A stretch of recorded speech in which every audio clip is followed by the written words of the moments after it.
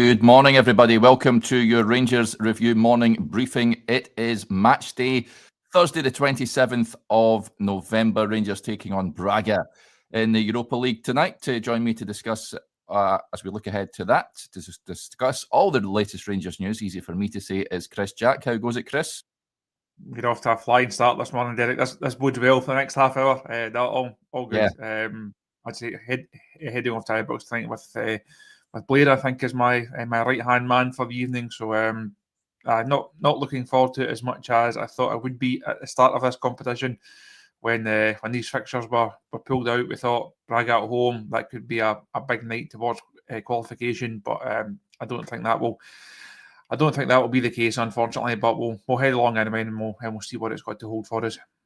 Yep, I'm very much looking forward to it because I'm going. I'm heading up on the train this afternoon. First time I've been at Ibrox this season, and I'm actually going to the next two games, incidentally. I'm going up to the Falkirk game as well. I feel a lot more good about it than I was on Monday morning, put it that way, given the news that emerged on Monday afternoon. I think there's a lot more belief and good feeling around the club. So I expect it to be a pretty good atmosphere tonight. Certainly don't think, there won't be the old banners and chants directed at the director's box, I imagine. So hopefully, that can translate on the pitch and Rangers can get their first points on the board. Before we dive into that and what Nico Raskin and Danny Rohl had to say prior to the game, a quick word for our podcast sponsors, Willow's Fencing, the Glasgow-based fencing company you can trust and proud partners of the Rangers Review. They've got over 20 years of experience in the fencing trade. No job is too big or too small for these guys.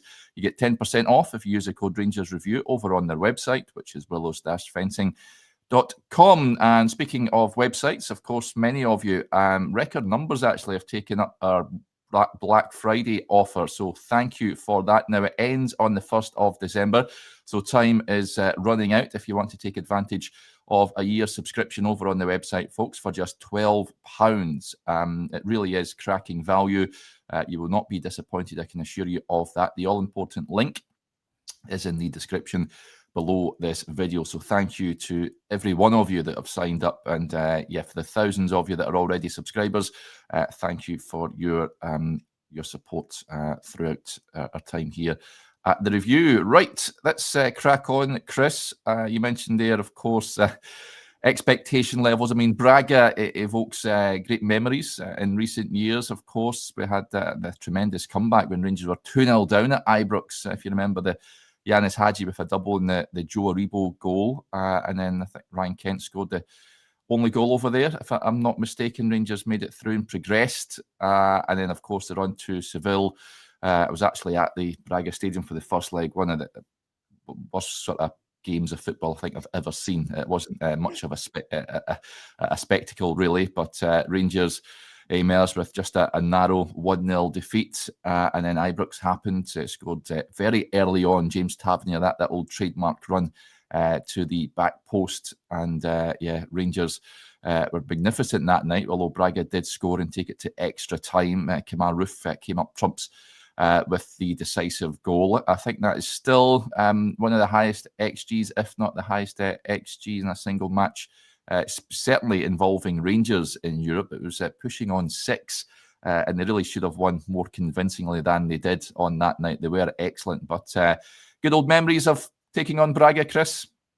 As we just said before we press live, I don't think we'll be adding to that particular list tonight. But there's some really, really good nights in there. I've actually been at all four of those matches. Lucky enough to have been at the Ibrox ones, two really, really special nights. And as you say, those trips slightly different. It's also a really unique stadium, that quite a nice setup, obviously built on the side of the rock face. It's quite a spectacle to be there and see that stadium. From memory, Braga, a really good club to deal with. Remember speaking to Carlos Carvajal, gave the travelling Scottish press a bit of extra stuff after the press conference. It's back in the days where access to Rangers was somewhat limited, and we were a wee bit short on press conference night. And we said to the Portuguese press officer, would Carlos do an extra bit with the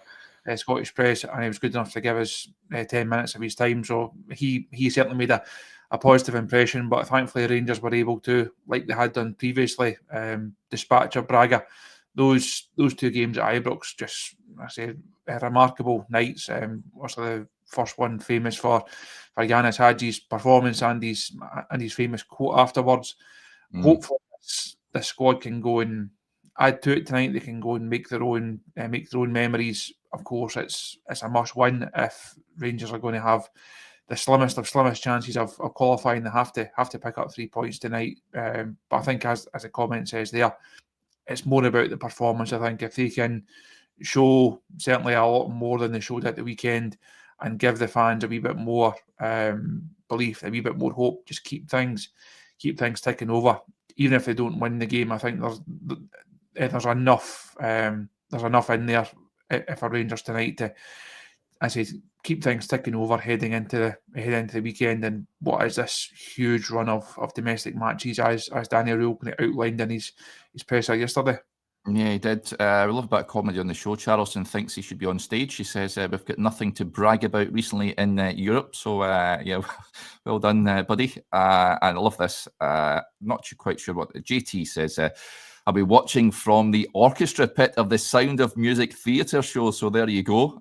Tuning in from there. Sounds like quite a lively night for you, buddy. But yeah, interesting stuff. Interestingly as well, yeah, went to the Braga first leg. I actually went to the stadium when it just opened.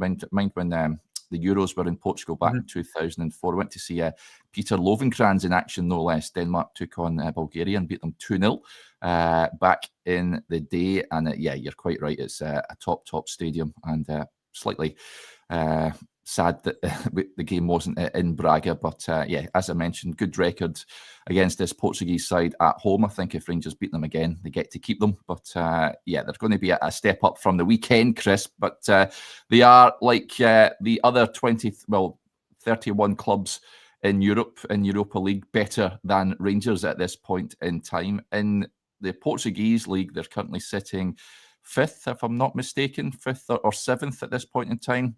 They've got a new manager in place. It was a former Manchester City assistant they've got in as his first proper top flight job as well. So it was a bit of a left field appointment. But I certainly don't think Rangers should be overawed in any way. This isn't a Roma, for example. And even then, I thought Rangers, the golf in class showed, of course, on that night. But this is not a match that I don't think Rangers are mismatched in any way. I think, they should have a right go. Speaking to the Portuguese journalist a few days ago, he says Rangers need to be aggressive and they need to look to exploit space in behind Braga. Do you see that happening? Because that has been an issue for Rangers, not only this season, but seasons gone by, that they have started games slowly.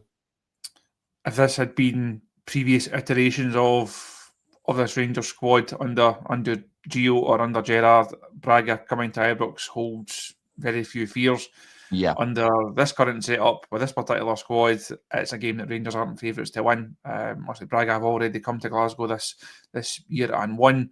Danny Rohl was actually asked about that. I think actually Nico Raskin, was asked about that at the press conference yesterday. The record in their respective campaigns so far tells you that Braga are favourites. Rangers have stunk the place out in Europa League terms so far. It has to be a lot better than that. But as you say, they're not of the class of Roma. Don't have the quality of Roma, but you don't have to have the class and quality of Roma, because the other sides that Rangers have lost to this season have nowhere near the class and quality of Roma. So it's going to be a difficult night for Rangers, certainly with the injury problems that they've got. Also, it's going to be a makeshift centre back pairing again. If it is a two, or you've then also got the issues further up the pitch. No Mikey Moore, of course. So it's not an ideal situation for Danny Rohl. But no, again, as he outlined himself yesterday, these matches are a chance for players to continue to improve, to continue to prove themselves. And I don't think it'll be a full house tonight, but if you've got 40,000+ Rangers fans heading along, you can't just chuck it. You can't just say, well, this game doesn't matter, we're not going to qualify. They're still going to turn up like we all are. expecting a result and hoping for expecting a performance and hoping for a result. Yeah, I think the first goal is vitally important tonight. If Rangers fall behind, I just don't see them coming back from that. So I think if they can get a goal, ideally an early one, it'll get the fans up more so than what they will be already, and that might just prove key to it. Let's get to a few of the points that are coming in. RFC 74 says, how many more games do we play after Braga? It's 4 including this one, so 3 after Braga. We go to Budapest to take on Ferencváros. We've got a game against the Bulgarian side, Ludogorets. And then a trip to Porto, which also evokes good memories as well. That may very well be a dead rubber by that point. Do you think that will be a dead rubber, Chris? I mean, still mathematically possible that Rangers could sneak into the playoff positions. They're on nil point at this point in time, so they're going to have to start getting their act together. But is it possible, do you reckon, this current Rangers squad? It is possible. Is it likely? I would say no. Was speaking with a couple of colleagues before the press conference started yesterday afternoon about this, and I've all but written them off. And I think that there's no chance of it. But in theory, 10 points should be enough for you. So if you look at those fixtures, you have to also win the 2 home games.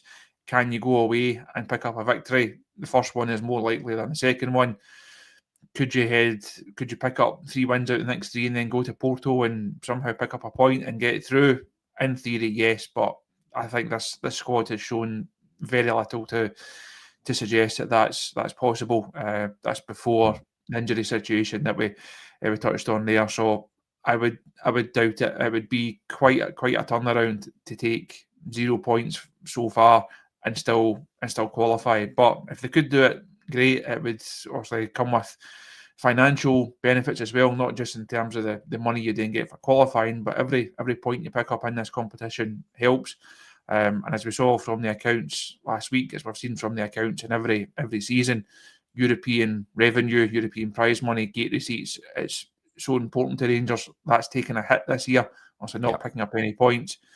And also the crowd's been down for a variety of reasons as well. So interesting to see what the attendance is like, what the atmosphere is like tonight. But bigger picture, it's all about building a bit of momentum and continuing to build that momentum heading into this run of domestic games. But you can never rule it out. But I would I'd be surprised if this side has 4 consecutive European victories in it. Yeah. You and me both, I would be stunned. But there you go, Rangers, go and prove us wrong. Big thank you to John for doing my job for me. He says, smash that like button, support the guys. Thank you, John. If you're a fan of the show, folks, it does help us here at the channel. Hit the subscribe button if you're not a subscriber. Hit the like button as well, and it'll help us a great deal. Big thank you to John as well. He's kindly donated to the channel. He says, let's do this, Rangers, get this Euro win tonight. Yes, let's get off the mark. That mentioned the financials. It's important for the coffers that Rangers start picking up points in this competition. So let's hope they can pick up the first points of the campaign this evening. Some interesting points I wanted to get to on team selection tonight. Well, before we get to that, of course, Rangers have included Dujon Sterling in the squad, which is a positive sign, Chris. It is because Derek Cornelius is out, and this is not a positive sign until probably late January time, probably, with an injury, which is a huge blow. Played an hour in the under-19s game during the week against St Mirren. I would be amazed if he is to start tonight, but he'll be on the bench, I would imagine. But Rangers clubs are able. This is a rule that UEFA brought in, incidentally, that if the a team has a long-term injury, Celtic did it earlier in the campaign. They brought in Osmond for Carter Vickers. So they've brought in a rule where if a player is out long-term injured, you can make a change to your pool. What do you make of that? Are we seeing Dujon tonight, do you reckon? I think we'll see him. I don't think we'll see him playing during the game, but we'll certainly see him during the warm-up. I think we'll see him sit on the bench, and I'd be amazed if he gets any further than that. It's still very, very early in his recovery. He's only got those minutes in that Bounce game the other day there under his belt. He gave away a penalty in that.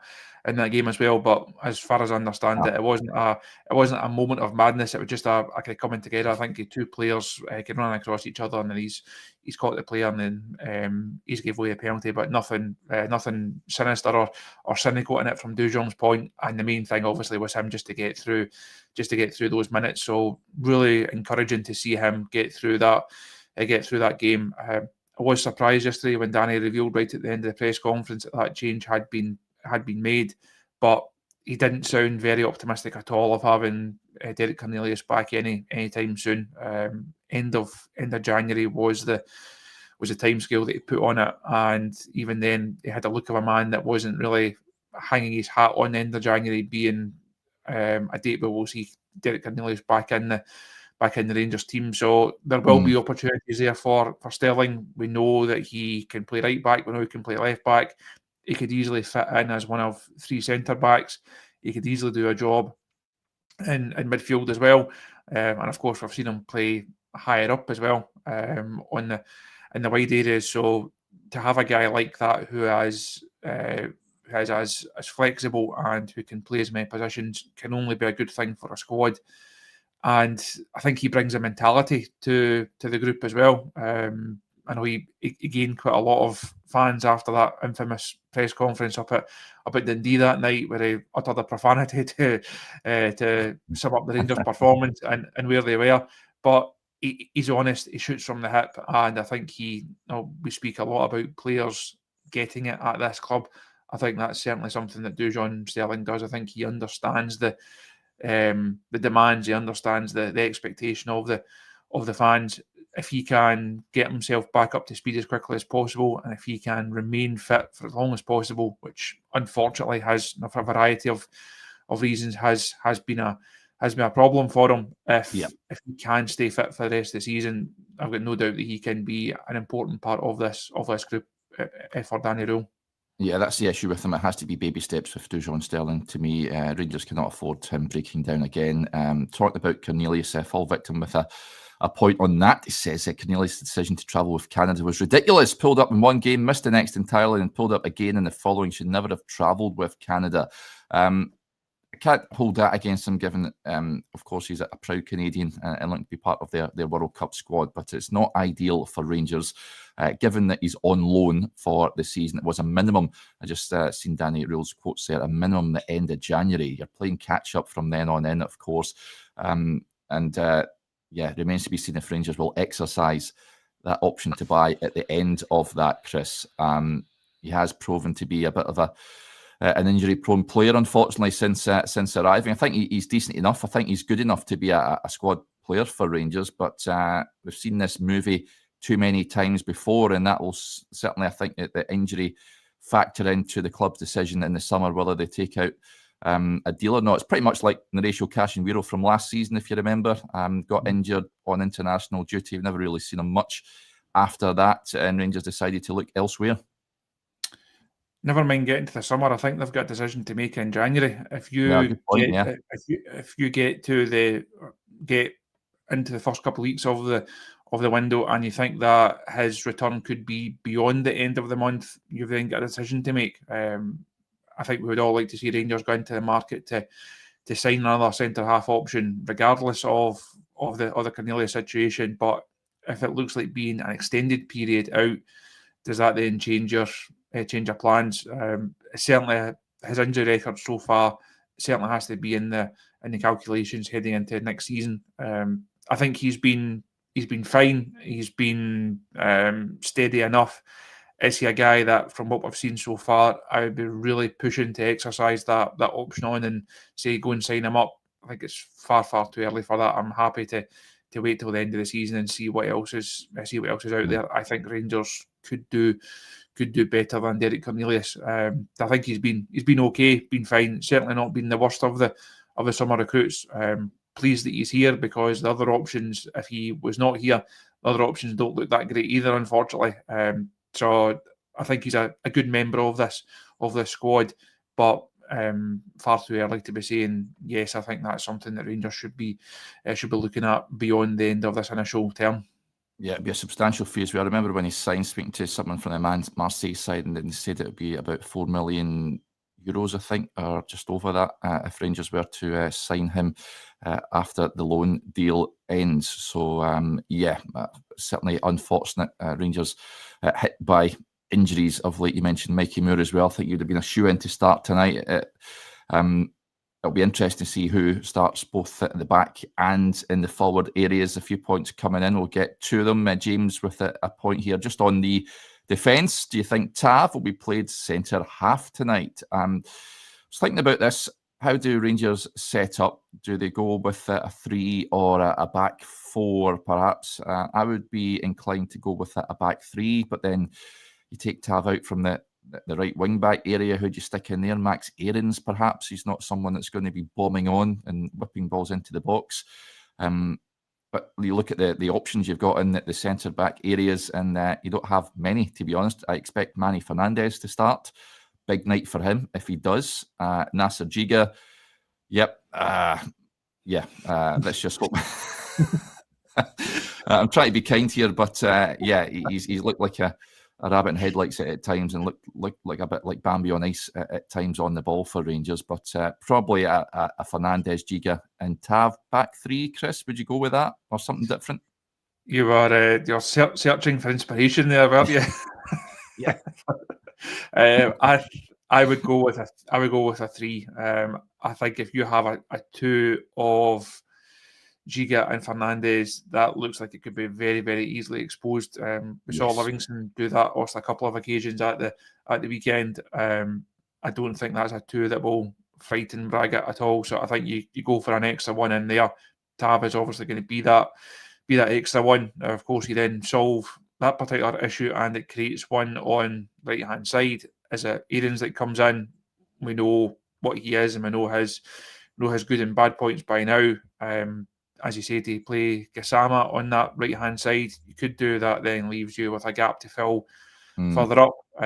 Myself and Josh have got a piece on the site this morning looking at this game, and one of the questions that Josh asked me to address was who deserves a crack tonight, who's not been getting a game that could get a game.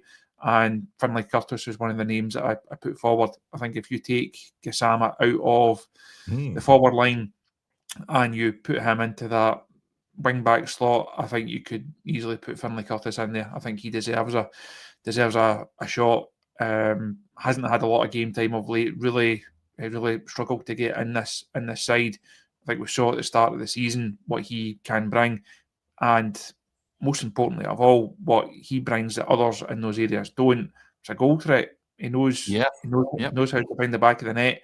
Too many players in that middle to front area don't contribute and don't provide the goal threat. So if that switch is made and Gassama does go into that right wing back role, I think Curtis deserves the crack. The other name that I mentioned is Lyle Cameron. Again, there's questions over people in the midfield. A number of guys in that area not performing. I think Cameron looked like he would get a couple of minutes up at Dundee the other week there, but then injury forced Danny Rohl into a late change, and he was told to sit back down again. So it's been a frustrating few weeks for him as well.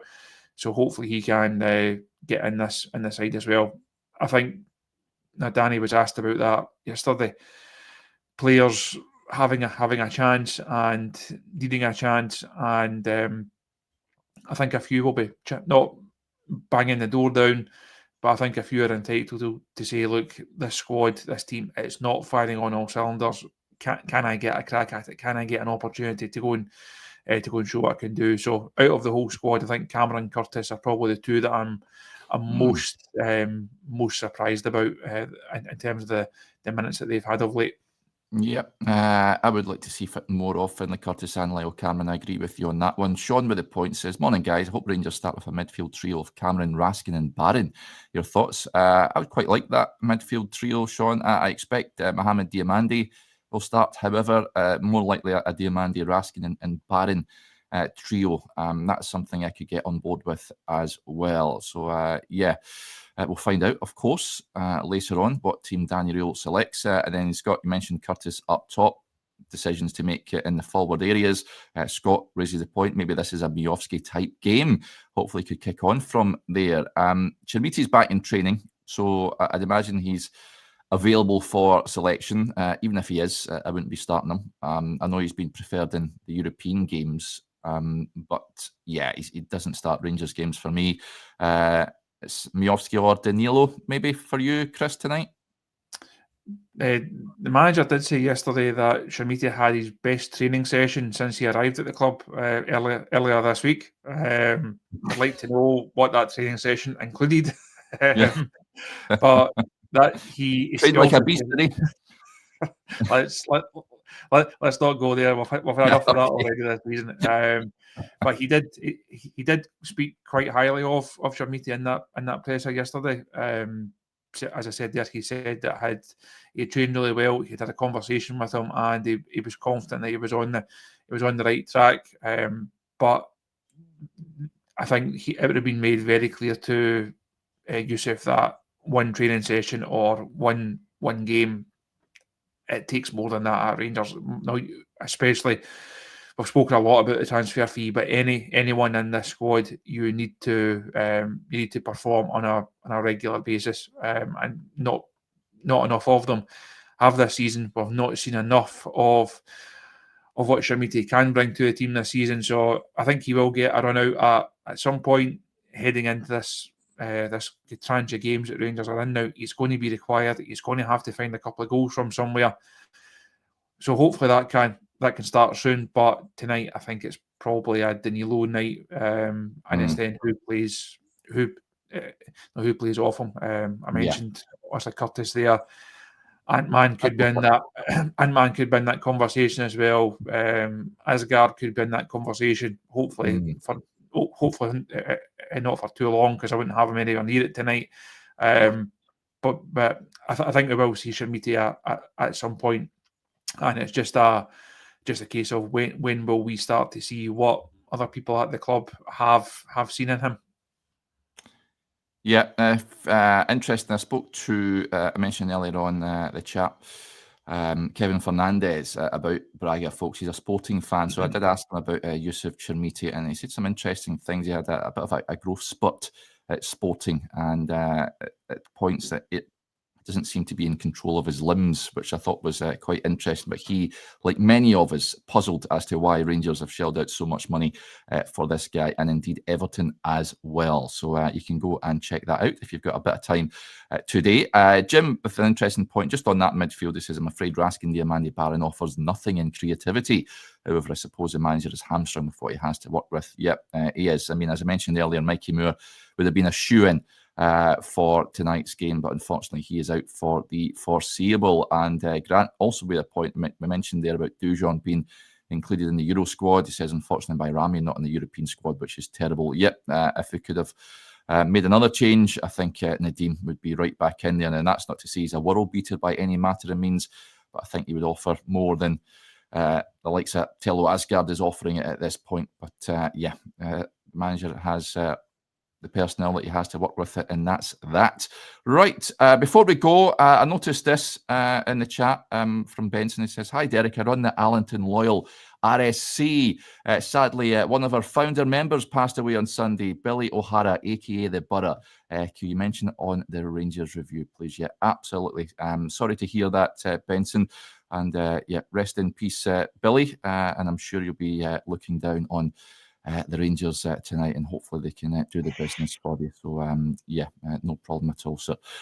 Right, enjoy the game if you're heading along tonight, folks. You need to wrap up. I think it's going to be a bit blowy, if I'm not mistaken, so you better make sure you're wrapped up warm. I've got the long johns on already. I'm trying to acclimatise myself for my trip up north, but very much looking forward to the game. I'll be back on, well, we'll have all the usual coverage pre and post match. I'll be back on tomorrow morning, hopefully with a big smile on my face. And if we don't speak to you, then enjoy your day, folks, and we'll chat again soon. Bye for now.